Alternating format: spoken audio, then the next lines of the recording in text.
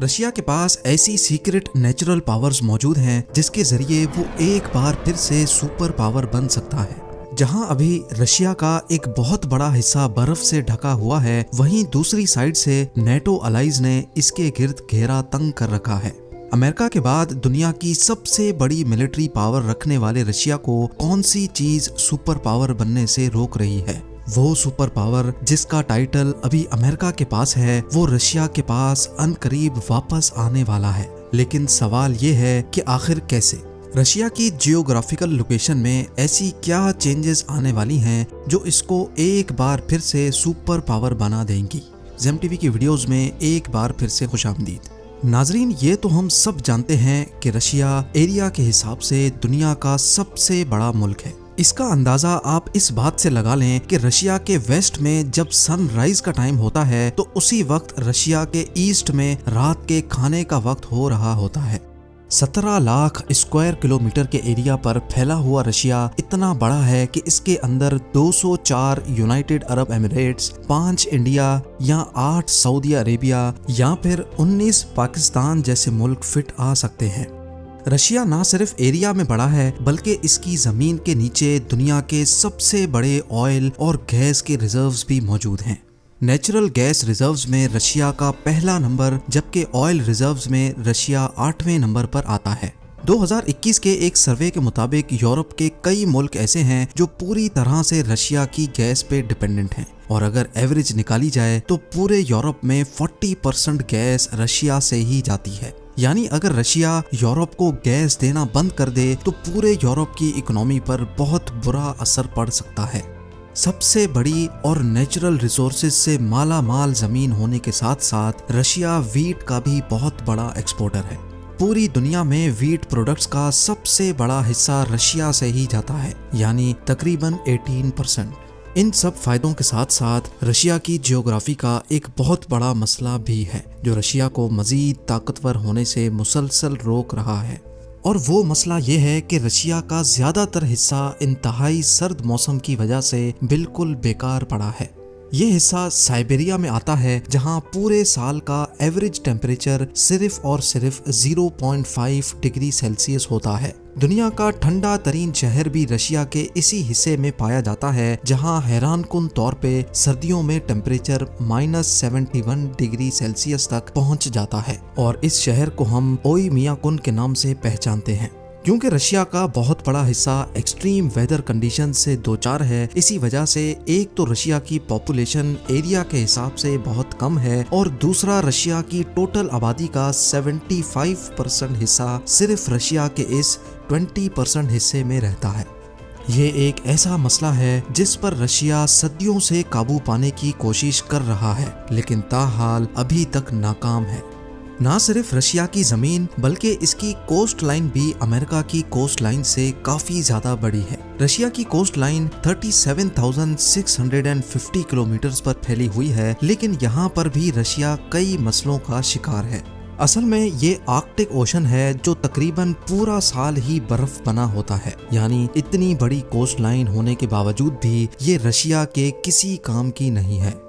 अब जाहिर है जिस मुल्क के पास जितना बड़ा समंदर होगा वो उतनी ज्यादा कंट्रीज के साथ ट्रेड कर सकेगा, और ज्यादा ट्रेड का मतलब है कि वो उतना ज्यादा पावरफुल भी बन सकेगा, क्योंकि आखिरकार समंदर ही वो जरिया है जिसके जरिए पूरी दुनिया में प्रोडक्ट्स इंतहाई कम कीमतों में पहुंचाई जा सकती हैं। बर्फ की वजह से यहाँ कार्गो शिप्स का चलना ना सिर्फ मुश्किल होता है बल्कि ये काफी खतरनाक भी साबित हो सकता है। इतनी बड़ी कोस्ट लाइन होने के बावजूद भी रशिया बड़ी मुश्किलों से दूसरी कंट्रीज के साथ ट्रेड करता है। रशिया फिल वक्त अपनी पूरी कंट्री की ट्रेड सिर्फ इन 3 पोर्ट्स के जरिए करने पर मजबूर है। इनमें से एक रशिया के ईस्ट में वाक़े व्लादिवोस्टोक पोर्ट के नाम से जाना जाता है, जहां पानी कई महीनों तक बर्फ बना होता है। लेकिन जब गर्मियों के सीजन में यहाँ से ट्रेडिंग स्टार्ट होती है तो रशिया के बहरी जहाज़ों को जापान के इस कंट्रोल्ड समंदरों से होकर गुजरना पड़ता है, और जापान अमेरिका और नेटो का एक बहुत मजबूत अलाइड पार्टनर है। नेटो कई मुल्कों के दरमियान एक ऐसा इत्तेहाद है जो रशिया से बचने के लिए ही बनाया गया था। यानी अगर किसी भी नेटो कंट्री पर रशिया ने हमला करने की कोशिश की तो बाकी तमाम नेटो कंट्रीज मिलकर उसका साथ देंगी। दूसरी तरफ रशिया का सेंट पीटर्सबर्ग पोर्ट है और यहाँ भी वही मसला है। साल में कई महीनों तक यहाँ बर्फ होती है और सीजन में बहरी जहाजों को उन तमाम मुल्कों के सामने से होकर गुजरना पड़ता है जो सब नेटो और अमेरिका के या तो मेंबर हैं या अलाइड पार्टनर।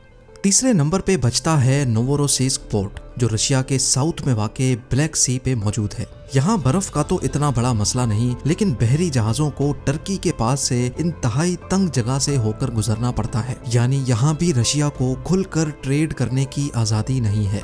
बेशक रशिया और टर्की के रिलेशंस अब काफी बेहतर हो चुके हैं, लेकिन टर्की बहरहाल है तो नेटो का ही मेंबर, यानी रशिया पर खतरे की तलवार यहाँ भी लटक रही होती है।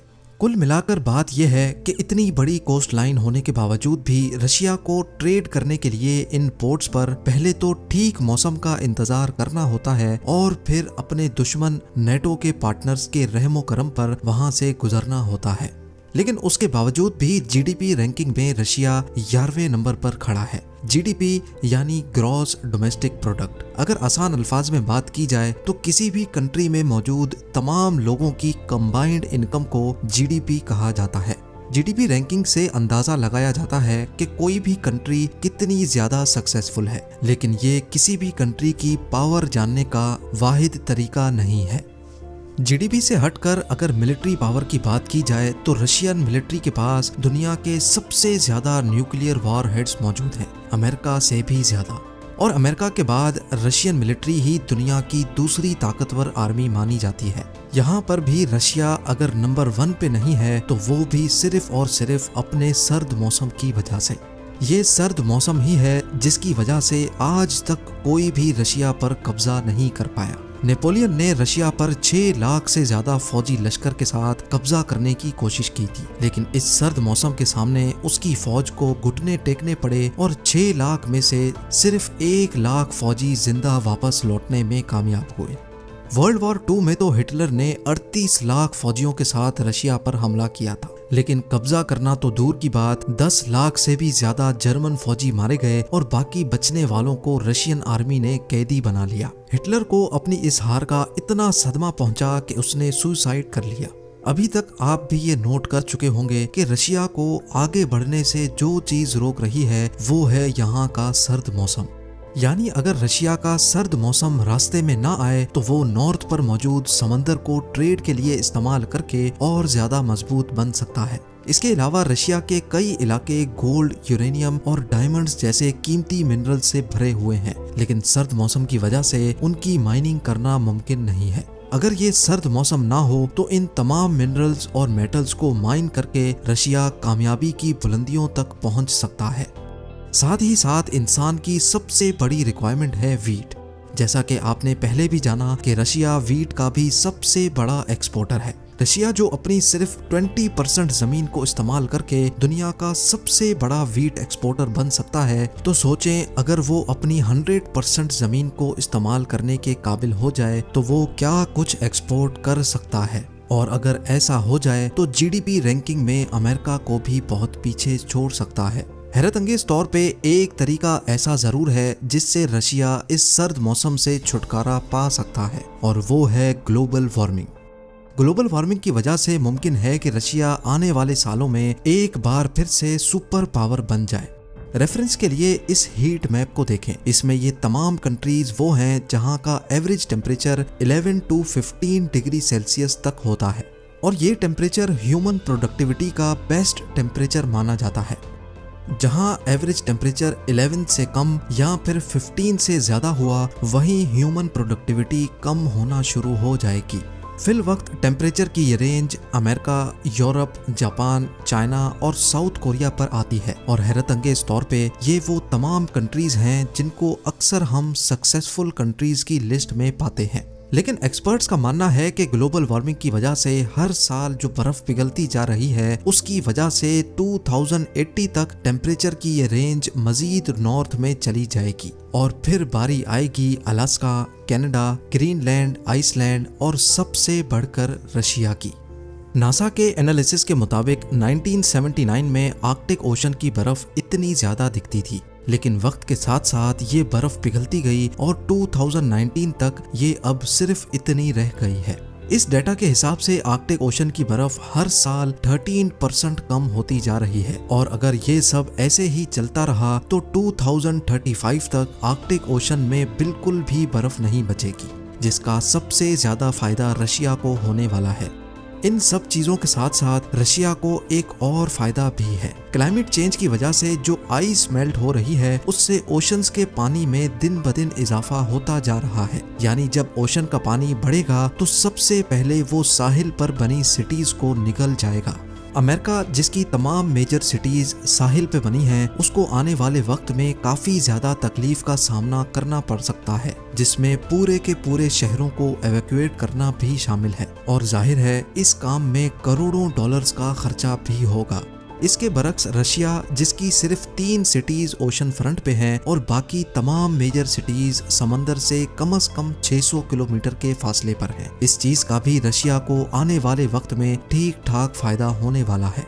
सुएज कैनाल इजिप्ट का वो समंदरी रास्ता है जो एशिया को यूरोप से जोड़ता है। सिर्फ चाइना से ही नहीं बल्कि पूरे एशिया से तमाम शिप्स को यूरोप जाने के लिए इसी सुएज कैनाल का इस्तेमाल करना पड़ता है, जिसके लिए वेसल्स इजिप्ट की गवर्नमेंट को भारी फीस भी अदा करती हैं। हर साल 20,000 के करीब वेसल्स ये कैनाल इस्तेमाल करती हैं और हर एक वेसल इजिप्ट गवर्नमेंट को तकरीबन $4 लाख का टोल टैक्स पे करती है।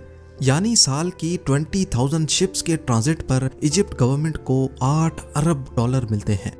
चाइना के शंघाई पोर्ट से यूरोप में रोटरडैम पोर्ट तक शिप्स को 18,000 किलोमीटर का फासला और 37 डेज लग जाते हैं। लेकिन आर्कटिक ओशन में बर्फ पिघल जाने के बाद शिप्स रशिया से होकर गुजरेंगी, जो शंघाई से रोटरडैम तक सिर्फ 10,500 किलोमीटर और 22 डेज का सफर बनता है। यानी जहां चाइनीज कंपनीज को लाखों डॉलर ट्रांसपोर्टेशन के बचेंगे, वहीं जाहिर है वो रशिया को उसके कंट्रोल्ड समंदर से गुजरने की भारी टोल फीस भी पे करेंगे।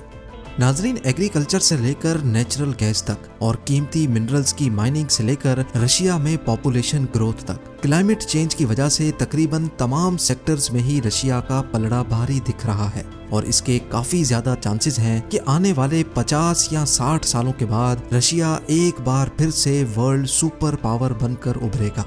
उम्मीद है जेम टीवी की ये वीडियो भी आप लोग भरपूर लाइक और शेयर करेंगे। आप लोगों के प्यार भरे कमेंट्स का बेहद शुक्रिया। मिलते हैं अगली शानदार वीडियो में।